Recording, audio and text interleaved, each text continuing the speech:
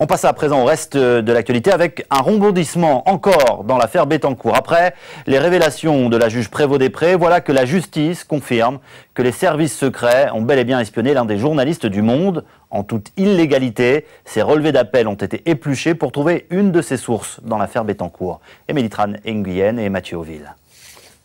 18 juillet 2010, Le Monde obtient un scoop, le compte-rendu de l'interrogatoire de Patrice Demestre, gestionnaire de fortune de Liliane Bettencourt. Il met en cause le ministre du Travail de l'époque, Éric Woerth. Dès le lendemain, la DCRI, le renseignement intérieur français, désigne David Sena, un proche collaborateur du ministère de la Justice. Il serait la source du Monde. Mais pour remonter à David Sena, la DCRI a épluché la liste des appels téléphoniques reçus par ce journaliste du Monde. Il porte plainte pour violation du secret des sources. Tant le patron du contre-espionnage français, Bernard Scorsini, que les hautes autorités de l'État, à l'Élysée et ailleurs, qui ont demandé ces enquêtes me concernant, vont devoir s'expliquer devant le juge et éventuellement risquer une mise en examen. Le ministre de l'Intérieur révèle aujourd'hui que les appels téléphoniques du journaliste ont bien été examinés.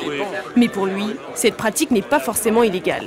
Le principe de la protection du secret des sources des journalistes qui est inscrit dans la loi doit évidemment être suivi des faits, mais que dans le même temps, il y a d'autres principes, comme par exemple celui de la protection du secret de l'instruction, et que c'est un principe fondamental.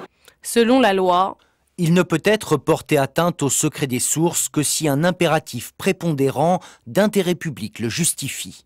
Un impératif prépondérant d'intérêt public, c'est la lutte contre le terrorisme, c'est la protection de l'État, pas la protection d'un ministre en exercice. Là, c'est un abus clair commis par l'État. Alors, y a-t-il eu violation du secret des sources? C'est maintenant au juge d'instruction chargé de l'enquête de le déterminer.